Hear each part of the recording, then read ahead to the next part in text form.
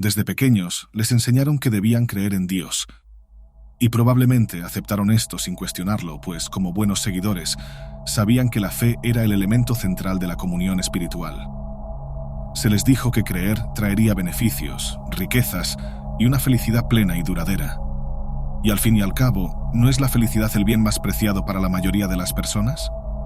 También les dijeron que, aunque otros seres humanos no siempre conocían sus verdaderas intenciones, Dios los conocía profundamente.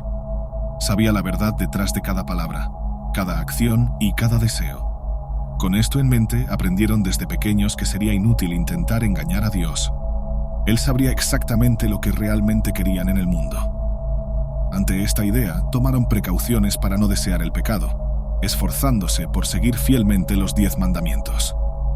Controlaron sus pensamientos y deseos y siguieron un plan cuidadosamente trazado, creyendo que honraría a Dios en cada paso. Esta tradición, aunque antigua, ha sido seguida por generaciones, y muchos de nosotros la seguimos sin reflexionar demasiado, no por falta de fe, sino porque el propio concepto de ser humano ha sido moldeado por este Dios centralizador y por el Mesías, quien habría venido al mundo para expiar los pecados de todos nosotros. Es por ello que el ser humano, a lo largo de la historia, se ha vuelto tan paradójico. Pero encontrar a Dios depende solo de nuestra ubicación geográfica. ¿Está la espiritualidad definida por una simple cuestión cultural o ambiental y no económica o personal? Antes de existir las ideas de un Dios único, todopoderoso y centralizador, existían dioses, muchos de ellos. Y a diferencia de lo que sugiere la tradición bíblica, que considera a estos dioses pluralizados como entidades demoníacas a ser expurgadas, la historia humana nos muestra que, por milenios, estos dioses fueron tan importantes para sus pueblos como lo es el Dios monoteísta para aquellos que siguen las Escrituras.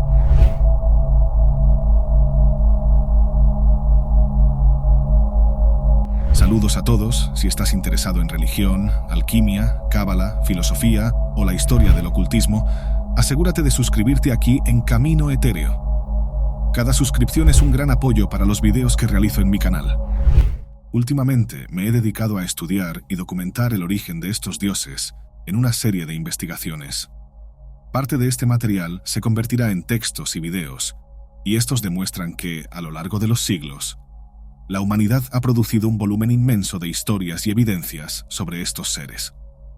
Algunas teorías los ven como extraterrestres, entidades que habrían descendido de los cielos para dominar a la humanidad, introduciendo una era de opresión.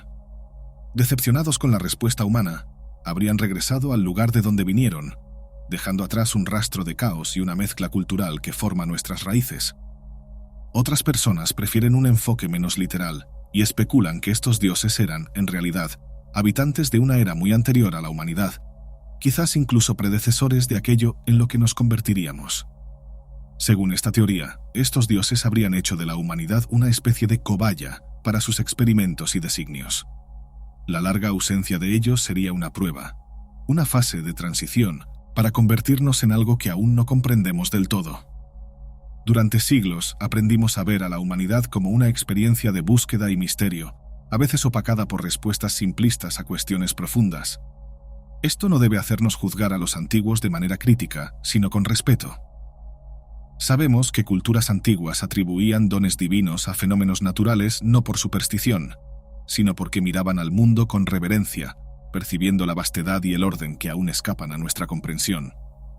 A falta de las respuestas científicas y espirituales que hoy tenemos, el universo para ellos parecía ser un gran proyecto divino, algo más allá de la capacidad humana. La perfección del ciclo de la naturaleza, los árboles creciendo en proporciones armónicas, la agricultura alimentando al pueblo en los momentos justos, e incluso el comportamiento de los animales e insectos, parecía estar planificada. Sin embargo, el hombre, en medio de toda esa orden, quizás fue la creación más desorientada de todas, tal vez por el advenimiento del libre albedrío o de la conciencia de sí mismo. Se dio cuenta de que necesitaba tomar decisiones y buscar su propia génesis. Y el ser humano, a lo largo de su historia, nunca se contentó solo con observar. Necesitó manipular e intervenir en el mundo para comprenderlo.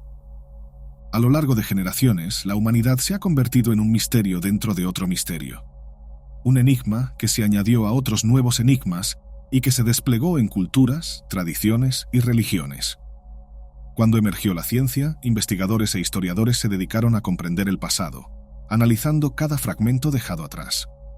Esta investigación minuciosa nos permitió recrear y entender cómo eran las civilizaciones y su relación con lo divino.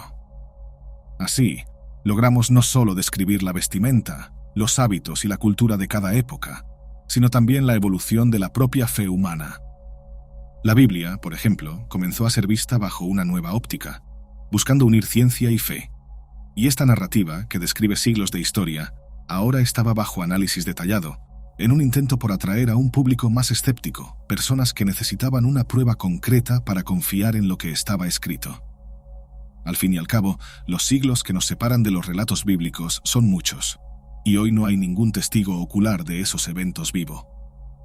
Esto añade un peso profundo, ya que nosotros, como seres observadores y pragmáticos, luchamos por entender las grandes sagas de la humanidad y las narrativas espirituales a través de la ciencia. Y no solo por la creencia, pero de manera interesante la lógica humana no se ha sustentado solo en la ciencia, aunque ésta haya intentado cumplir ese papel. La respuesta al misterio de la vida terminó viniendo por una vía espiritual. Cuando pasamos mucho tiempo sin respuestas definitivas, la duda y la admiración por lo desconocido asumen un papel central. Esa fascinación por el misterio de la vida termina condensada en narrativas bíblicas, mitológicas y espirituales, ofreciendo un norte a la humanidad. Al final, la Biblia y otras escrituras parecen no ser solo libros de reglas, sino fuentes de comprensión sobre la complejidad humana, sobre las preguntas que no podemos responder. Por eso, es fascinante observar que la fe, con sus misterios y certezas inquebrantables, llena los vacíos donde la ciencia, por más que evolucione, aún se pierde. Así como los antiguos miraban al cielo en busca de respuestas, continuamos recurriendo a las narrativas espirituales en nuestra búsqueda de sentido.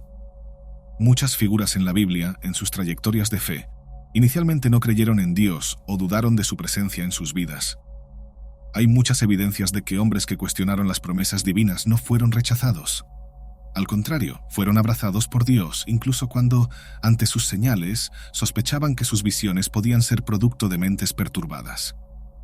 Moisés es un ejemplo clásico. Cuando Dios se le apareció en una zarza ardiente, como se narra en Éxodo, Moisés dudó de su propia capacidad para liderar al pueblo, sintiéndose pequeño para la tarea. No dudaba de la existencia de Dios, pero cuestionaba el llamado divino, lo que, para la tradición religiosa, podría verse como uno de los mayores pecados. El temor de no ser digno de la misión. Otro ejemplo es Gideón, quien también tuvo dudas sobre su capacidad para liderar a los israelitas contra los madianitas. Él pidió a Dios una prueba, una señal de que realmente lo había escogido para esa tarea. Y así Dios reafirmó su presencia y su llamado sin ningún reproche o escrutinio.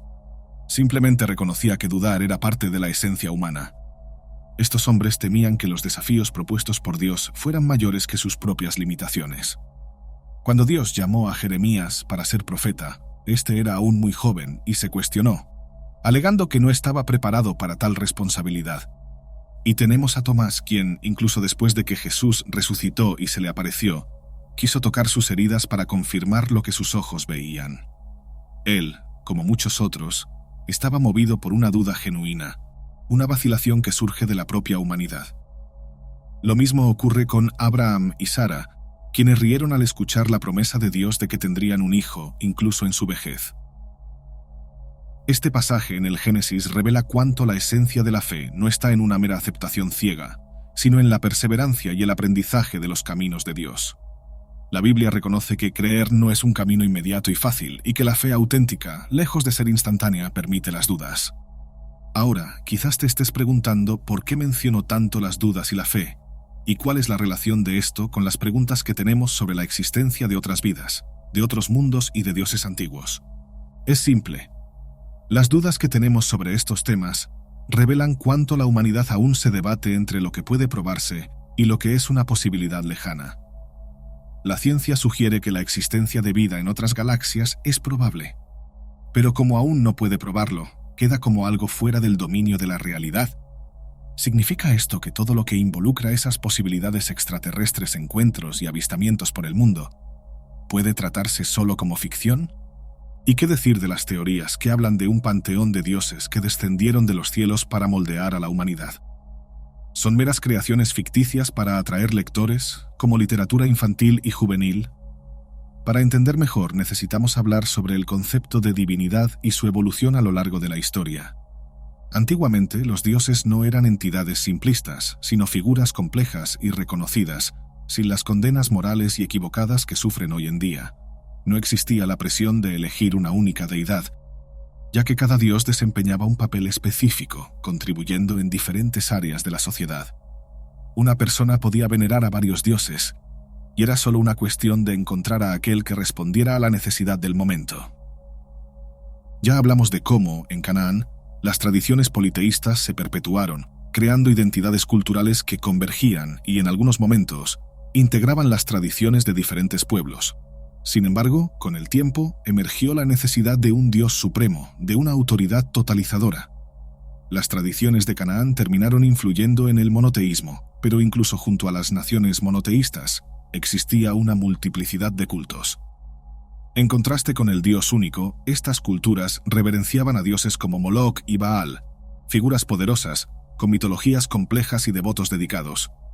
A lo largo del tiempo, estas divinidades fueron redefinidas y, en algunas tradiciones, degradadas a entidades malignas o demoníacas.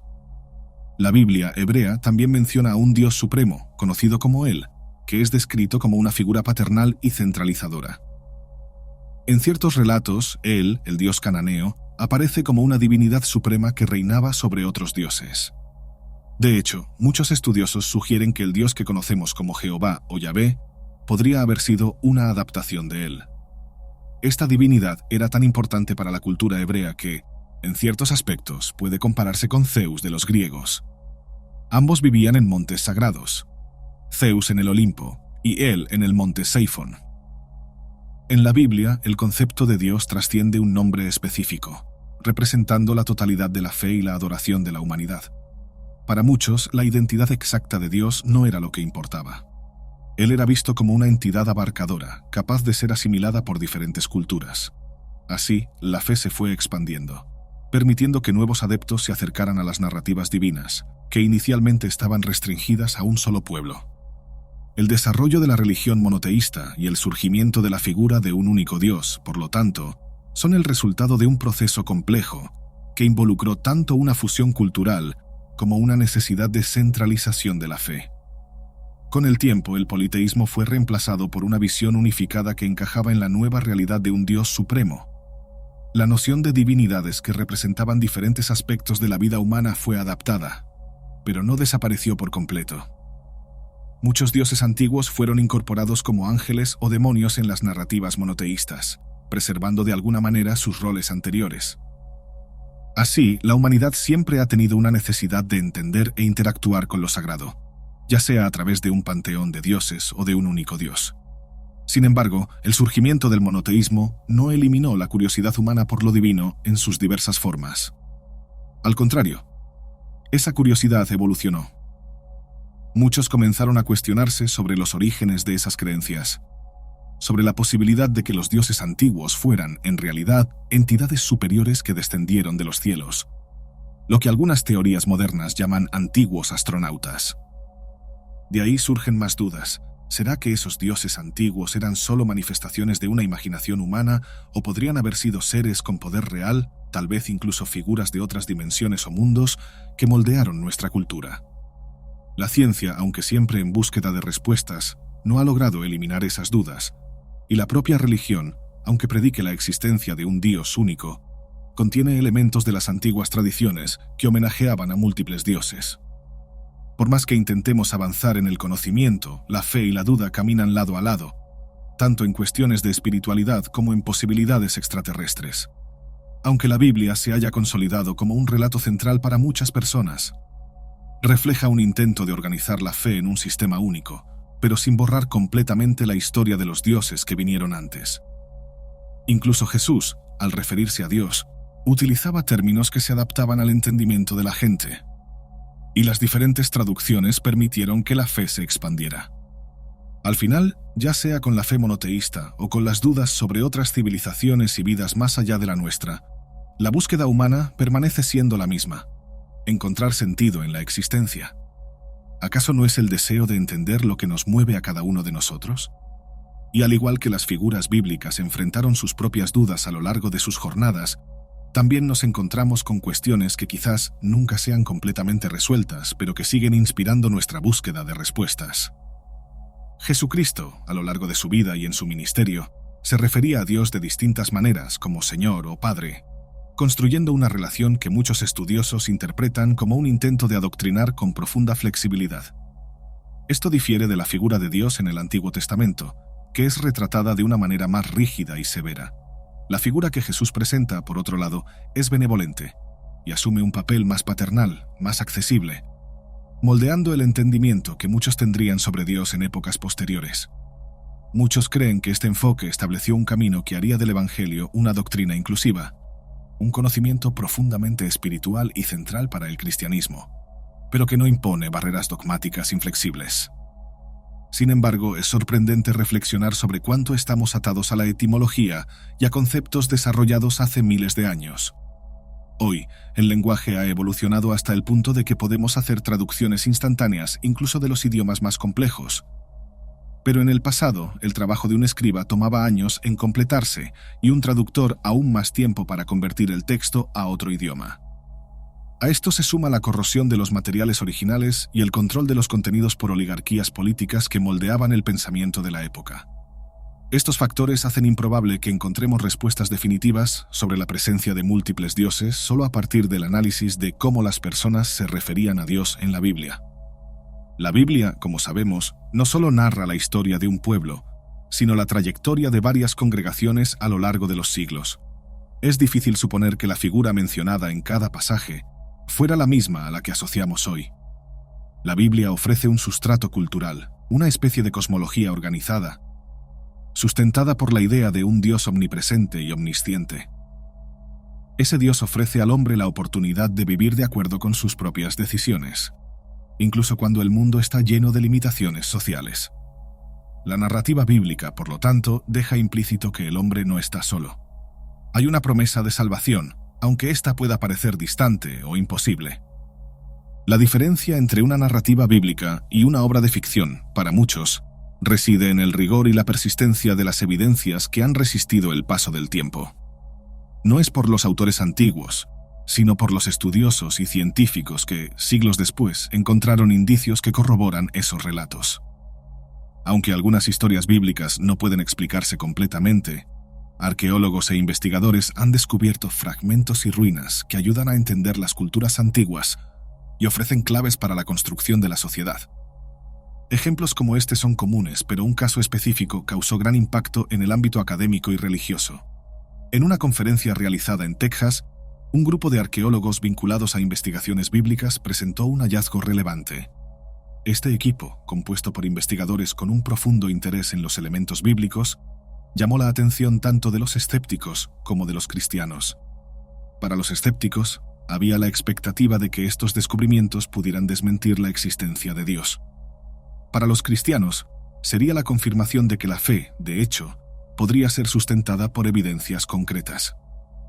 Lo que estos arqueólogos descubrieron fue una inscripción antigua que menciona el nombre YHWH, el tetragrama sagrado asociado con Dios.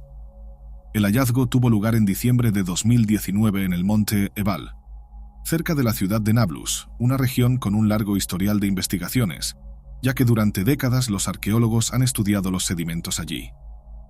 La inscripción fue hallada en una pequeña placa de plomo de aproximadamente 2,5 centímetros de alto y ancho. Curiosamente, el monte Ebal ya había sido excavado en los años 1980, y la placa de plomo se encontró en los sedimentos de esas excavaciones. El contenido de la inscripción era fascinante.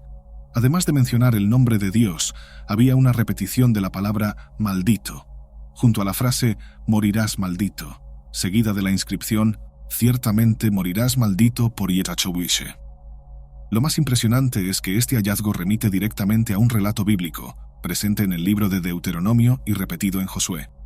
Según estos libros, el pueblo antiguo de Israel fue instruido para recitar maldiciones sobre aquellos que no siguieran la ley divina, en el monte Ebal, mientras que en el monte Gerizim se proclamaban bendiciones.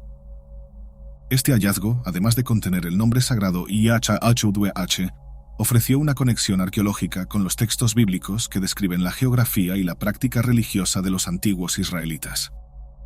No se trataba solo de un nombre grabado, sino de una conexión entre el texto y un lugar sagrado mencionado en la Biblia. Además, el monte Ebal estaba asociado con un altar que Josué habría construido, según el relato de Josué capítulo 8. La placa de plomo, por tanto, fue encontrada exactamente donde la Biblia afirma que se levantó este altar. Este tipo de descubrimiento no solo fortalece la credibilidad de las narrativas bíblicas, sino que proporciona una base para estudiar la cultura de los primeros israelitas, que sobrevivieron por generaciones como pueblos nómadas. En esa época, los israelitas eran una sociedad nómada, y su localización era un desafío para los historiadores, pues no tenían una tierra fija y eran desplazados constantemente. La arqueología enfrenta obstáculos al estudiar pueblos nómadas, ya que estos grupos no dejaron muchos vestigios permanentes y se movían constantemente. Sin embargo, esta placa de plomo ayudó a confirmar la presencia de los israelitas en esa área alrededor del año 1500 a.C., lo cual es consistente con el relato bíblico. El descubrimiento sugiere que este pueblo, además de estar geográficamente donde las escrituras indican, hablaba un idioma cercano al hebreo bíblico y utilizaba el nombre sagrado de Yahweh. Para muchos, esta evidencia física y científica aporta una nueva capa de comprensión de la Biblia y hace difícil ignorar la posibilidad de que muchos relatos bíblicos estén, de hecho, basados en eventos y personajes reales. Este descubrimiento también abre camino para la validación de otros textos antiguos. Si la arqueología puede encontrar una inscripción que menciona a Yahweh, grabada por un pueblo que vivía hace miles de años, entonces es plausible que puedan surgir otras evidencias que demuestren que la Biblia, aunque esté llena de metáforas y simbolismos, refleja una historia real. Cuenta las luchas, la fe y los dilemas de un pueblo que, en algún momento, realmente existió y buscaba entender su lugar en el mundo. Los manuscritos del Mar Muerto, como muchos saben, constituyen una base fundamental del conocimiento narrativo y espiritual presente en la Biblia. Estos textos, una compilación de escritos hebreos a lo largo de los siglos, buscan explicar la fe y las narrativas que marcan la trayectoria del pueblo de Israel. Sin embargo, hay quienes cuestionan la autenticidad y la datación de estos manuscritos, argumentando que no podrían haber sido escritos antes del año 700 a.C. Los detractores afirman que en esa época los hebreos aún no habrían desarrollado el conocimiento o la alfabetización necesaria para registrar su historia y creencias de forma tan articulada. En este contexto, el hallazgo de una antigua placa de plomo en el año 2019, datada 1000 años antes que los manuscritos del Mar Muerto, se convierte en un descubrimiento intrigante, pues desafía la teoría de que los hebreos no poseían escritura antes del siglo VIII a.C. Si estos textos no pudieron haber sido escritos por los hebreos, ¿quién entonces redactó una placa 1000 años antes de los manuscritos? ¿Será que otra civilización prestó la habilidad de la escritura al pueblo hebreo que, según la teoría, aún no poseía ese dominio? Además, algunas teorías controvertidas sugieren que Moisés, uno de los grandes líderes de la tradición hebrea, tal vez ni siquiera existió. Muchos cuestionan si realmente escribió los libros que componen el Pentateuco. De acuerdo con esta línea de pensamiento, los textos atribuidos a Moisés habrían sido escritos mucho tiempo después de su supuesta existencia. A primera vista, podría parecer fácil resolver estas cuestiones analizando la evolución de la escritura hebrea. Pero la realidad es más compleja. Los estudios muestran que la escritura hebrea, tal como la conocemos, se desarrolló a lo largo de los siglos y solo fue formalizada en épocas posteriores. Sin embargo, el descubrimiento de la placa de plomo en 2019, que menciona el nombre de Dios, sugiere que el uso de la escritura en hebreo podría haber existido antes de lo que muchos creen. Aunque hasta ahora no se había encontrado otra evidencia tan antigua, la existencia de esta placa indica que el hebreo ya era usado en forma escrita mucho antes de lo que se pensaba, desafiando las teorías que excluyen a los hebreos como autores de estas narrativas. Para aquellos que han seguido nuestro estudio sobre el tetragrama YHWH, este descubrimiento aporta una nueva capa de profundidad. El nombre YHWH, utilizado para referirse a Dios, no es un nombre común, sino una estructura especial, casi cabalística, que representa lo que es innombrable. El tetragrama YHWH es una combinación de 4 letras que, en la tradición hebrea, simbolizan no solo a Dios, sino también los 4 elementos que componen el mundo físico y la cosmología en su totalidad. Esta placa de plomo, por lo tanto, es una de las reliquias históricas más antiguas que mencionan el nombre de Dios. Encontrada en un contexto que se remonta a miles de años, lleva consigo una inscripción de maldición. Algo que puede sorprender a algunos, pero que está alineado con las descripciones bíblicas de un Dios justo y, a la vez, severo. Las tradiciones hebreas ya apuntaban a la existencia de un Dios que bendice, pero que también puede imponer maldiciones sobre quienes violan sus leyes. La importancia de los montes Ebal y Gerizim en las escrituras bíblicas también se hace evidente en este contexto. Según el relato bíblico, estos montes eran lugares donde el pueblo de Israel proclamaba bendiciones y maldiciones. En el monte Ebal se pronunciaban maldiciones contra aquellos que desobedecieran la ley de Dios, mientras que en el monte Gerizim se proclamaban bendiciones. Este ritual simbolizaba la elección entre 2 caminos, bendiciones y maldiciones, para aquellos que se preparaban para entrar en la tierra prometida. La analogía entre los 2 montes refleja una enseñanza espiritual profunda. Uno de los montes representa la disposición de Dios para bendecir a su pueblo, mientras que el otro simboliza la posibilidad de condenación para quienes ignoren sus instrucciones. De este modo, la travesía hacia la tierra prometida no era solo un viaje físico, sino también espiritual. Los israelitas eran invitados a reflexionar sobre los deseos que traían en sus corazones, a separar lo que querían de lo que Dios realmente podría concederles. Así, entendían que la comunión con Dios requería un equilibrio entre bendiciones y maldiciones. Las maldiciones, en este caso, no se consideraban deseables, sino que formaban parte de una prueba profunda para la fe del pueblo.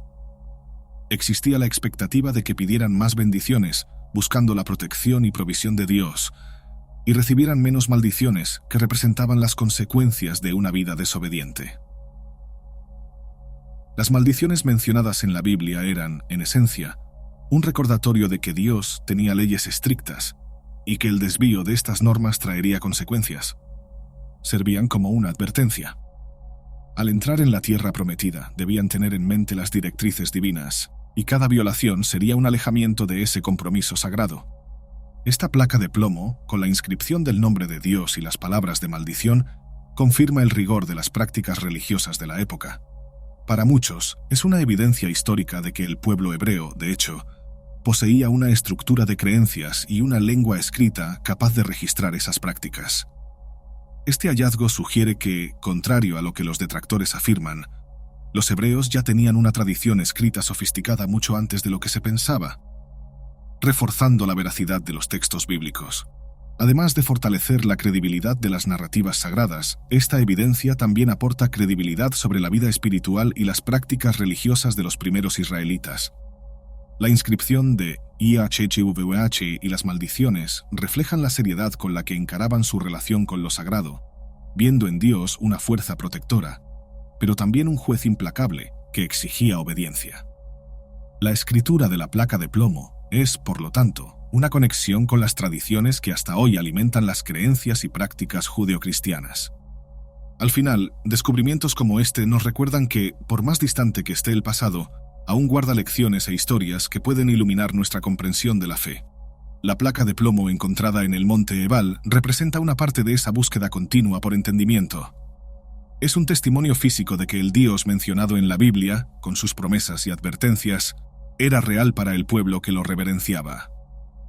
Las dudas sobre la autoría de los textos sagrados pueden persistir, pero la arqueología ayuda a traer a la luz evidencias que apoyan la veracidad de muchos relatos bíblicos. Estos hallazgos no responden todas las preguntas, pero contribuyen a construir un puente entre la fe y el conocimiento histórico, entre lo que fue escrito hace miles de años y lo que seguimos explorando y comprendiendo hasta hoy. Este ritual de bendiciones y maldiciones nos muestra que existía una profunda relación de causa y efecto entre lo que hacemos y lo que recibimos. No era posible esperar bendiciones en nuestras vidas mientras ignorábamos o desobedecíamos las leyes divinas. Ese equilibrio espiritual reforzaba la idea de que la comunión con Dios exigía responsabilidad y compromiso. Las leyes no eran opcionales, y transgredirlas significaba desviarse de un camino justo. La única certeza permanente era que cada desobediencia tendría un precio que pagar, y esa penalidad era proclamada abiertamente. Los levitas, responsables de los servicios religiosos y de la transmisión de las leyes divinas, se encargaban de pronunciar maldiciones sobre el pueblo. Estas maldiciones incluían una lista detallada de los pecados conocidos, pero también englobaban aquellos cometidos en secreto, lejos de los ojos de la comunidad. Esta práctica tenía el propósito de dejar claro que nada escapaba al conocimiento de Dios y que, incluso en situaciones donde los pecados eran ocultos, las consecuencias espirituales serían inevitables. El ritual de los montes Ebal y Gerizim, con sus bendiciones y maldiciones proclamadas, revela un equilibrio espiritual entre nuestras acciones y las consecuencias que traen. Existía, en la práctica religiosa de los antiguos hebreos, una comprensión profunda de causa y efecto, especialmente en relación con las leyes divinas.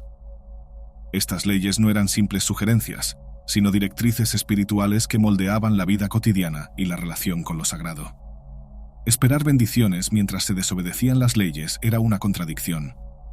La idea de recompensa o favor divino sin obediencia y rectitud ni siquiera se consideraba.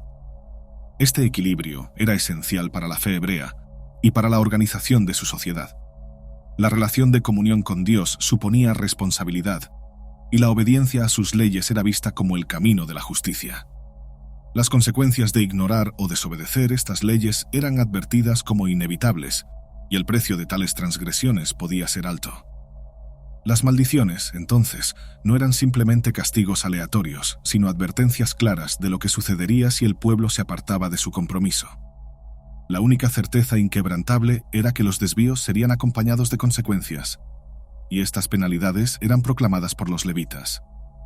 Estos sacerdotes tenían el deber de enumerar detalladamente las maldiciones que recaerían sobre los transgresores y de enlistar los pecados que llevarían a la ruina espiritual y social, incluyendo aquellos pecados que nadie conocía, cometidos en secreto. Esta práctica mostraba que la justicia divina era abarcadora y que nada escapaba al conocimiento de Dios. Incluso los errores cometidos lejos de la vista de la comunidad eran susceptibles de corrección y castigo. No importaba si el pecado era oculto o público. Dios era omnisciente y por lo tanto absolutamente consciente de las intenciones y acciones de cada individuo. La comunidad, al escuchar las proclamaciones de los levitas, era constantemente recordada de que vivir bajo las leyes divinas no era opcional, sino una necesidad.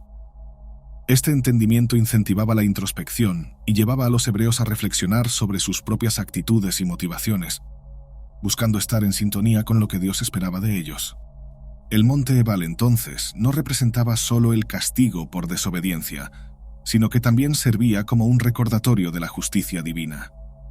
La presencia de las maldiciones simbolizaba el hecho de que, incluso cuando Dios ofrecía la posibilidad de redención, esperaba un compromiso absoluto y honesto. Pedir bendiciones y evitar maldiciones era una parte fundamental de la vida espiritual, pero esas maldiciones no eran esperadas ni deseadas. Funcionaban como pruebas de fe, incentivando al pueblo a reflexionar sobre su verdadera dedicación a Dios. Al invocar bendiciones en el monte Gerizim y maldiciones en el monte Ebal, el pueblo era constantemente recordado del precio de la desobediencia y de las recompensas de la fidelidad. De esta manera, cada hebreo sabía que estaba involucrado en una relación espiritual. Existía una expectativa de que siguieran las leyes no solo para obtener protección, sino para vivir en armonía con la voluntad divina. Dios no exigía obediencia ciega, sino una comprensión de lo que significaba estar comprometido con su ley. Cuando un israelita se desviaba, no solo quebrantaba una norma social, sino que violaba la esencia de su alianza con Dios. En este sentido, las maldiciones funcionaban como guardianas de la fidelidad, advirtiendo contra el alejamiento de la moralidad y de los valores sagrados. Esta práctica de proclamar maldiciones era considerada esencial para mantener la cohesión social y religiosa de la comunidad. Los levitas, al desempeñar este rol, actuaban como guardianes de la alianza y eran encargados de asegurar que el pueblo no olvidara sus obligaciones espirituales. Las maldiciones, en lugar de ser vistas solo como amenazas, eran percibidas como un medio para fortalecer la fe y para garantizar que cada persona reflexionara sobre sus actitudes y compromisos. Este ritual, por tanto, formaba parte de un sistema de valores profundamente arraigado, en el cual las bendiciones y las maldiciones ayudaban a moldear la identidad del pueblo y a definir la moralidad colectiva. Otra cuestión interesante es que el nombre de Dios, Yahweh, presente en muchas de estas maldiciones, no se usaba a la ligera. Era reverenciado y mencionado con respeto, pues simbolizaba no solo un ser supremo, sino la propia presencia divina entre el pueblo. La pronunciación de este nombre estaba ligada al entendimiento de que Dios era el autor de las leyes y el juez supremo. Así, al usar su nombre en las proclamaciones, se reforzaba la seriedad de las bendiciones y maldiciones pronunciadas. El tetragrama, por lo tanto, no era solo un nombre, sino un símbolo del poder y de la justicia divina. Esta relación directa con el nombre de Dios también indicaba que las leyes no eran humanas, sino sagradas, y que su violación representaba una ofensa directa al propio Creador. Esto explicaba la razón por la cual eran tan severas las consecuencias para quienes las desobedecían. Dios estaba presente, acompañando a su pueblo, y su ley no era algo para ignorar. Al contrario, era el pilar que sostenía a la sociedad israelita, garantizando la protección y la prosperidad que el pueblo anhelaba. Pero estas bendiciones estaban reservadas solo para aquellos que cumplían con la alianza, mientras que las maldiciones aguardaban a los desobedientes. Para muchos, este equilibrio entre bendiciones y maldiciones era la prueba de que Dios era justo. Ofrecía la posibilidad de una vida bendecida, pero también advertía sobre las consecuencias del desvío. Los hebreos, al escuchar estas proclamaciones, comprendían que estaban comprometidos en una relación de reciprocidad con lo divino. La fe no era simplemente esperar lo mejor, sino también aceptar la responsabilidad de sus acciones. Necesitaban reconocer que cada elección tenía el poder de acercarlos o alejarlos de las bendiciones que Dios podía conceder.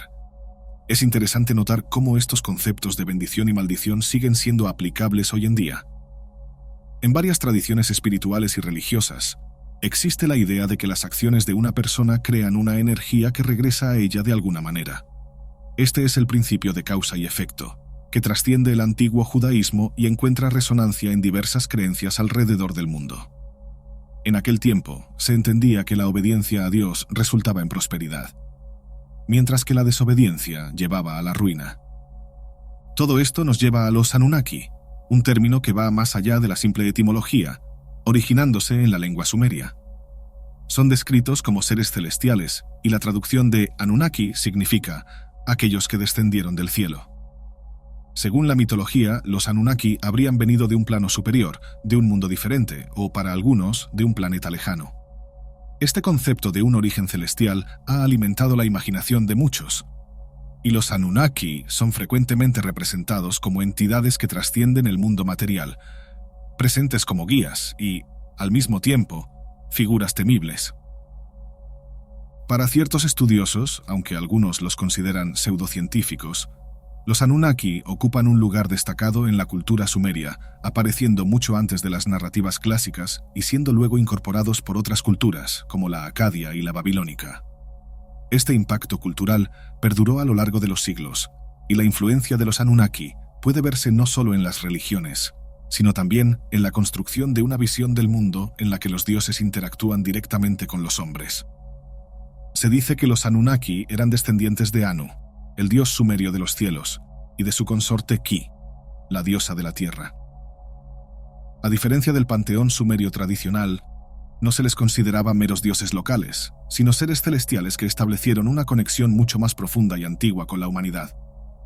Anu, como el gran dios del cielo, simbolizaba el poder, la autoridad y la vastedad del cosmos, mientras que Ki representaba la tierra y la fertilidad.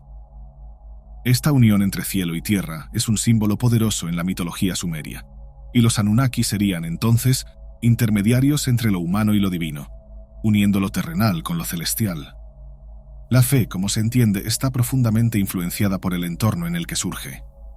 Si, por ejemplo, ustedes hubieran vivido en la antigua Sumeria, donde el contexto permitía que los mitos se convirtieran en referencias celestiales, quizás se habrían inclinado ante dioses que hoy podrían considerar meramente simbólicos. Actualmente, el culto a los Anunnaki ha perdido relevancia, tanto por el ascenso de nuevas cosmologías como por la evolución de los sistemas de creencias. El desarrollo de la humanidad ha llevado a la creación de otras estructuras y cosmologías para explicar su existencia y el universo, actualizando el papel que Anu y los Anunnaki ayudaron a entender sobre la creación y la vida. Los Anunnaki representan entonces tanto un prólogo como una conexión íntima con la humanidad. Según algunas interpretaciones, su gran misión sería regresar a la Tierra para guiar a la humanidad, algo similar a otros conceptos religiosos, donde dioses o seres elevados intentan orientar o proteger a los hombres. Este concepto a menudo se compara con la idea de la tierra prometida en las tradiciones semíticas, donde los dioses buscan garantizar la protección y el bienestar de sus elegidos. Aunque en el caso de los Anunnaki, el alcance sea más cósmico y universal. Estos dioses, descritos como gigantes, no se parecían al hombre común. Según algunas teorías, tendrían una función similar a la de los Elohim referenciados en el Génesis, o a la de los Nefilim, los gigantes descendientes de ángeles caídos que, al unirse con mujeres humanas, iniciaron una era de destrucción, como se narra en el libro de Enoch. Los Anunnaki, por su apariencia y habilidades sobrehumanas, estaban asociados tanto al poder divino como al peligro. La idea de seres que descienden del cielo, sin embargo, no implica necesariamente que fueran extraterrestres, aunque esta teoría ha ganado fuerza debido al símbolo de los Anunnaki, que a menudo se asocia con una forma similar a un disco volador.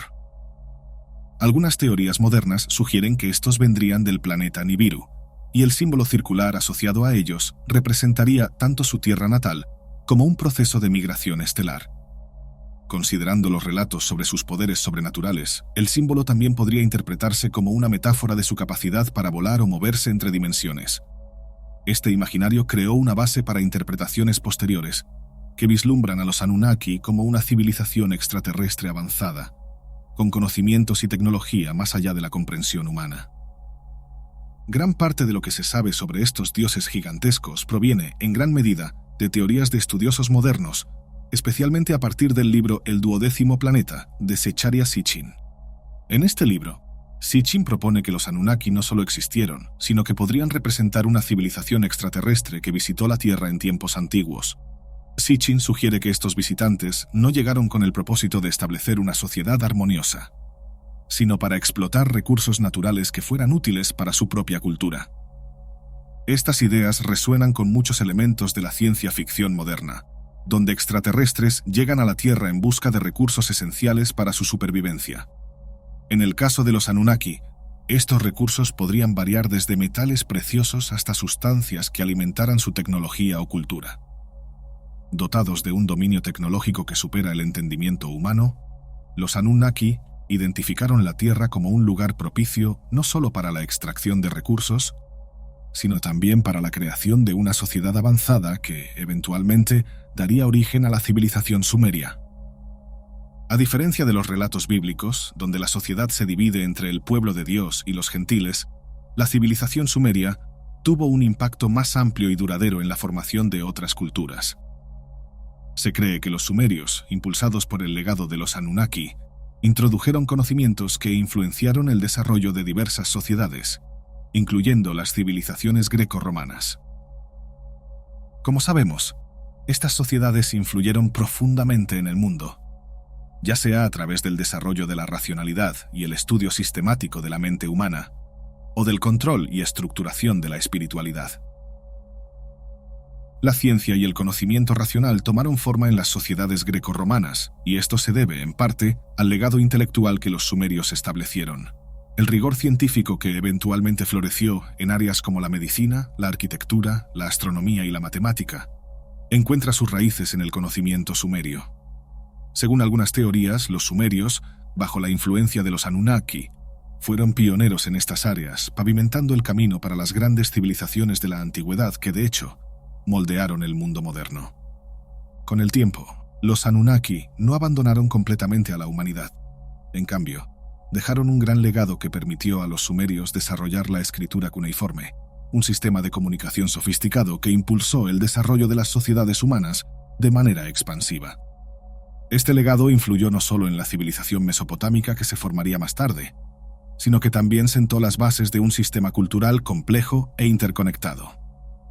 Ya fuera por la influencia directa de los dioses, que muchos creen son entidades inexplicables, o a través de los mismos sumerios, fue en esa sociedad donde conocimientos esenciales como la matemática, la astronomía y la agricultura sistemática florecieron. La manipulación organizada de la agricultura, por ejemplo, marcó un paso crucial en la evolución del Homo sapiens, llevando a la formación de una civilización estable y a la estructuración social. De esta manera, los Anunnaki representan, en la narrativa sumeria, un vínculo místico entre el origen del conocimiento y la organización de la vida humana. Ya sea como figuras literarias o simbólicas, la historia de los Anunnaki ayuda a ilustrar el papel de los mitos y las tradiciones en nuestra comprensión de nosotros mismos y de nuestro lugar en el cosmos. El legado que dejaron a la humanidad, en términos de conocimiento, organización y desarrollo cultural, se entrelaza con los orígenes de las civilizaciones y permanece como un enigma, un puente entre el pasado distante y la búsqueda humana de entender las fuerzas que moldearon nuestra existencia. Por eso es que tu relación con lo divino no es original, y sin duda proviene de un lugar mucho más oculto que desconoces por completo. Reconocer que la historia de la humanidad está llena de relatos es parte del camino de elegir algunos de ellos para explicar quiénes somos. Pero mientras la mayoría de nosotros siga desviando la mirada y evitando lo que podría considerarse una blasfemia, continuaremos perdiendo la oportunidad de elegir, no por imposición, sino porque, entre todos los fragmentos insertados en nuestra razón, optamos por aquellos que más nos hablan. Nada de lo que eres ocurre en una construcción solitaria y moderna. Ninguna doctrina subvierte al hombre detrás de la máscara ni al empeño de la humanidad en comprender quiénes somos. Pero para explicar lo inexplicable se usaron fábulas, quizás porque resultaba casi imposible atribuir al hombre el don de construir una sociedad moderna y no arcaica. Si hay algo que sin duda heredamos de esa narrativa, es nuestro deseo de moldear el presente como una manifestación futura de Dios. Como aquellos pueblos que adoraban con miedo a la penitencia y glorificaban porque por primera vez en su existencia no tenían que anticiparse a nada. El futuro estaría asegurado por grandes que fueran los desafíos presentes. Y renunciar a lo conocido en dirección a lo desconocido es algo que pocos hombres hicieron y vivieron para contarlo. Pero abstenerse de una fe ciega introyectada exige, irónicamente, un salto de fe. Y eso, ninguna gran religión te lo confesará. En realidad, a nadie le interesa que descubras una forma de superar lo que se te impuso, en busca de lo que se te ofreció sutilmente. No hay propuestas irrecusables en la religión, solo pasos que puedes dar y límites que has sido instruido a no cruzar.